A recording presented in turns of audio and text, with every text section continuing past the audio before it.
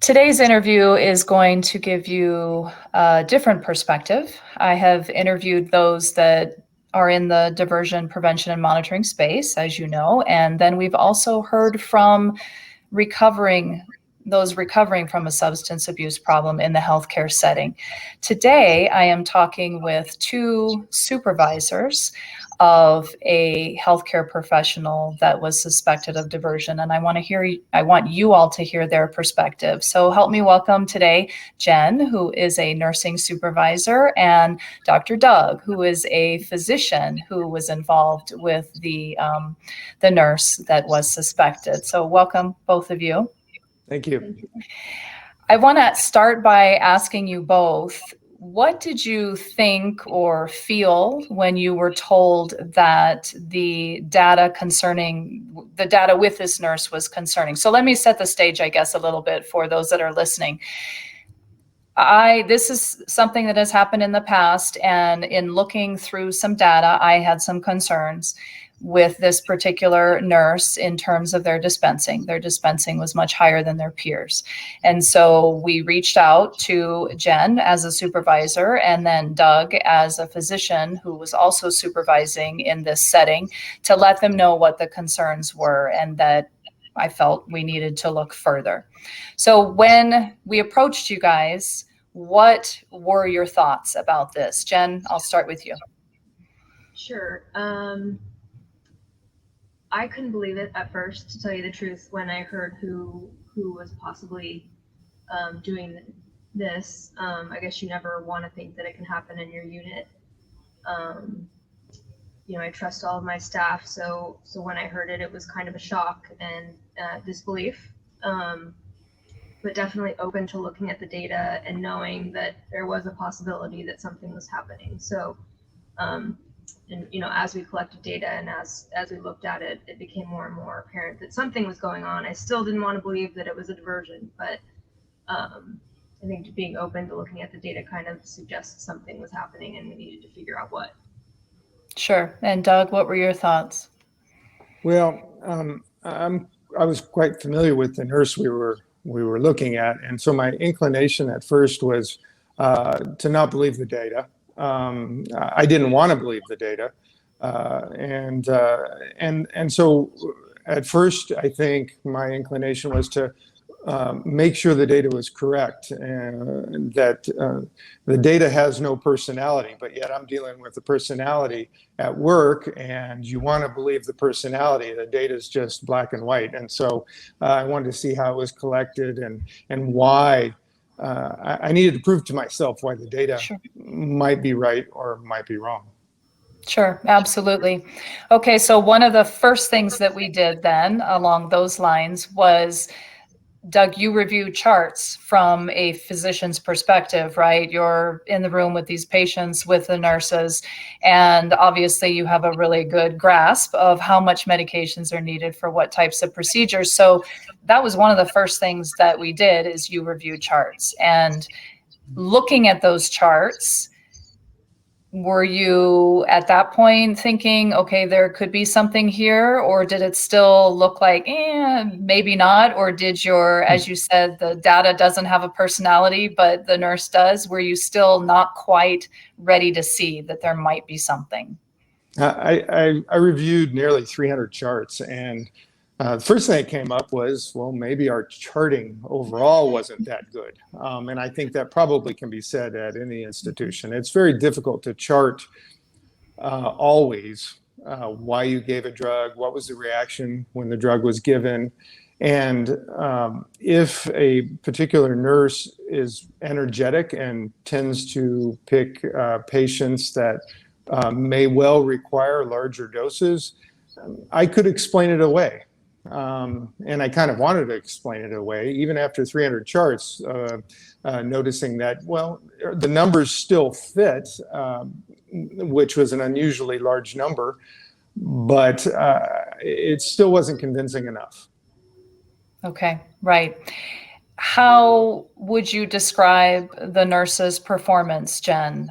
I think at the beginning, the only thing that stood out for me that I remember, and both nursing supervisor and physician supervisor said she's very aggressive in a good way. So tell me what that meant, and then also what the rest of her performance was like. Yeah, so she never had any performance issues. She was never one to call out sick. She never, wasn't pulling her weight at work. Like we said, she was always, I guess we use the word aggressive, but energetic could also be another word. Willing to take on multiple patients, willing to help out in any way. She was kind of a go-getter. So there weren't any performance issues that would be like, I wonder what's going on there, or wouldn't raise an eyebrow. She seemed to be helpful and energetic and was always showing up to work, was performing appropriately, all those sort of things.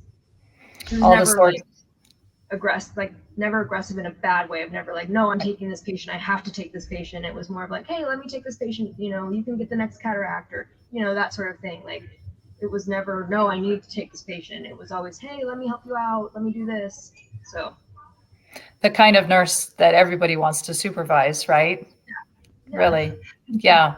So in your mind, what did someone with a substance abuse problem look like? Previous to this? Well, yes.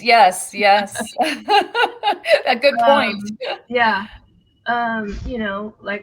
I would have expected some sort of decline in mood or affect, calling out sick often, not performing at work, kind of, not pulling their weight at work, kind of becoming an issue where we would maybe have to step in and say, why are you not performing? We never had to do that with this person. So in my mind, that's what it looked like. It was a clear decline in production. From a supervisor employee perspective, I would have expected to see some sort of decline in her performance, and we did not see that. Sure. Doug, anything you want to add to that? Yeah, she definitely was an energetic nurse. And again, she was the nurse that would always take over the tough patients. We have a vast array of patients, and some of them are quick in and out. Cataract surgeries and other patients are the ones that do take more care and more narcotic for that matter. And I think, obviously in retrospect, it's easier to see why she took those patients. But from an anesthesiologist point of view, that's a nurse you want, because she actually seemed to work well with those patients. I've come to learn over the years that people of such a vast variety of personalities that I don't think I could peg somebody necessarily with an abuse problem. I think just having an open mind is important. Sure. And, I'll add to that. You're right. There are a lot of variety of personalities. And I think one key just for you guys going forward, and not necessarily did it apply to this case, but changes, right? Changes in behavior are one of the things that you would always want to just keep your eye on, to see that may be an indication that something has changed. The interview. I was in the interview. Jenn, you were in the interview. Was there any time leading up to her confession, which she did confess to be diverting? Was there any time leading up to the confession where you thought she was diverting? In other words, did it come as a surprise to you when she finally confessed? I think, as the interview went on, you started to ask a little bit more tougher questions for her to explain her charting and her behavior. She started to get a little bit more antsy and doing those tells with rubbing her hand, all the things that we see when people get nervous. And I was like, and then the confession came out. So it was a surprise, but as she got pressed, you could tell there was something there. I don't think I knew there was going to be a confession. I knew that something was going to come up, but I definitely was not expecting a confession, that's for sure. Okay. And Doug, you were not in the room, so we told you after what the results were. Do you remember what your thoughts were when you heard? Yeah. Wow. I couldn't really. I was in disbelief. I was in disbelief that it was her, and I was also in disbelief that she actually confessed. And I think that goes to her state of mind. I mean, I don't. Obviously, this was completely voluntary on her part, and for her to actually confess, she had a lot to lose, and a considerable amount to gain, obviously, in the long run. But I was very surprised. Yeah, that is the best outcome, that they do confess and then they can get on that road to recovery, hopefully. The ones that deny it and just push it further down the road where it can, grow and become even worse, those are the ones that they're better off if we can get them to confess.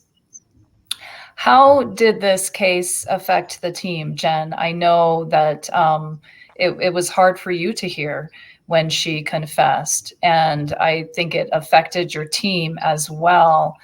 Can you share that with us? I think sometimes we forget about that. We're focused on the individual, but we really forget the people that work with them are affected. Right.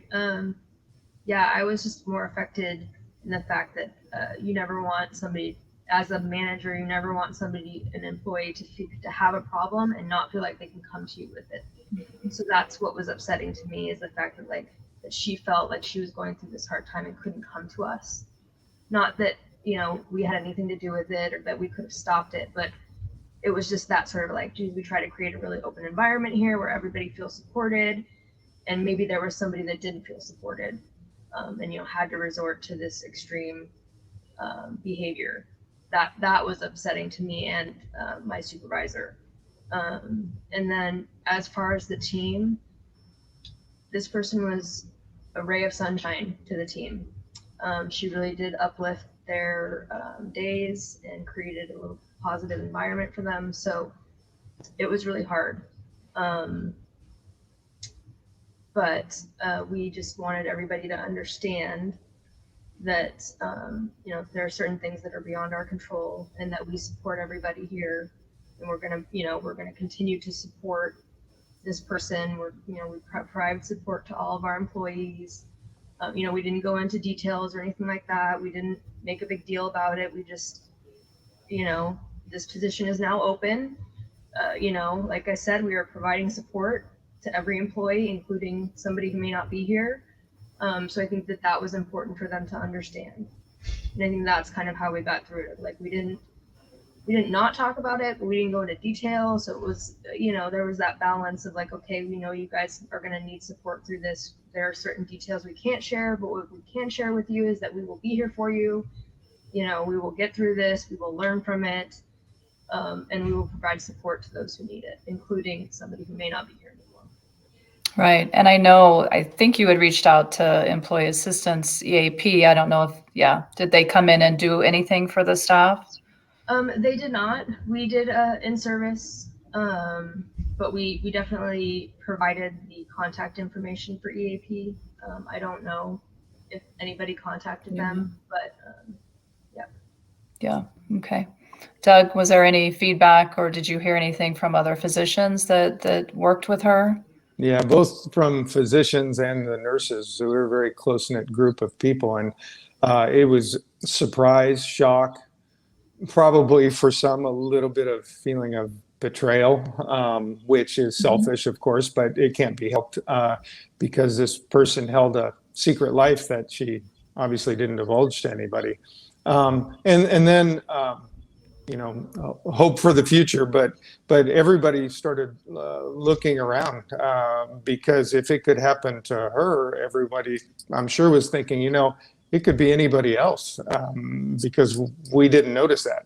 I know people thought they were very close to her, and clearly they weren't, and that was a surprise. Yeah, that's hard. I know Jenn had mentioned that, and she expressed it here, but she had also expressed it at the time of the interview. It's like, how did we not see it? But two, why did she not feel that she could come to us and let us know that she was struggling, and then we could have, done something? And so I think that's the betrayal part, is I thought I knew you, but yet, I'm bearing my soul to you and sharing with you, but you have this secret the entire time that you have held on to, and that is hard. So I think she indicated that she was going to get help, and hopefully that is exactly what has happened. And I don't know if you've kept in touch with her, but hopefully she's on that road to recovery. You had mentioned, Doug, that people started looking around. So do you think that this incident has made a difference in how you both will approach things in the workplace moving forward? What difference has it made for you? Well, it's quite eye-opening, as you can imagine. And from a structural point of view, we've made some changes, of course, with the narcotics and how they're checked out. But I think one of the most important things is the services you brought to us, which is just a sterile look at the data. That turns out to be probably one of the most important parts, because charts can be changed. You just can never know, but a sterile look at checks out what and how much, comparing it to the overall, clearly is very important for us to monitor that. And then in addition to let our nurses and doctors know that we are watching, both from a monitoring standpoint, but also to help you, that we live with this temptation, and some people are more prone to it, and we have to keep an eye on it, and we have to help each other, because if you fall into that, clearly the consequences are severe. Yeah, absolutely. And I want to say too that I was very impressed with the fact that you guys did keep an open mind. I know that in the beginning, you never held up the hand and said, forget that. But some people do. It's like, no, it's not, and we're done. But you didn't want to believe it. And in some ways you didn't quite believe it, but you were willing to go through the process to see what came out from it. And it was teamwork. And I give you guys credit for that, because I cannot tell you how many times I will have a supervisor say, no, I'm not concerned. And it's like, well, are you looking at the data? It's like, yeah, I think it's just poor practice, and, I'm not concerned. And so obviously, in this case, we felt very strongly that the data is telling us we have to. So even if that's what you had done, it would have been like, no, we need to move forward. But in those kind of like, sometimes that's where it ends, when the supervisor just says, no, I'm not concerned. So I commend you both for being willing to move forward and take a real hard look at it, and spoken like a true anesthesiologist, that the data, that's where I'm going, and I'm going to look. But you're right. We can't ignore that. Is there anything else either one of you want to add, or to tell anybody that may be listening that might find themselves in the same situation? Anything you'd like to add? Well, for me, through the years, I've seen a number of diversions, and it's always a surprise. It almost always is a surprise. And so I think it's important to look and to look at the data, as we said, and then the follow-up is very, very important, because I've had colleagues in diversion and performing diversion, and then come back and live very good lives. And so it's important to find those people and basically save them. Yes. Yep. Yeah, Agreed. I would have to, agree as well. I think keeping your eye on the big picture, which is hopefully helping somebody. I think that was what kept us going as a team. It's like, okay, well, we're not believing what we're seeing, but if there is something here, we need to get help to this person, Agreed. Yeah, we can't forget that. All right. I want to thank you both for joining us. I know it's an emotional topic, and it certainly was at the time an emotional topic. And thank you for sharing with everyone your perspective and going through that. You're very welcome.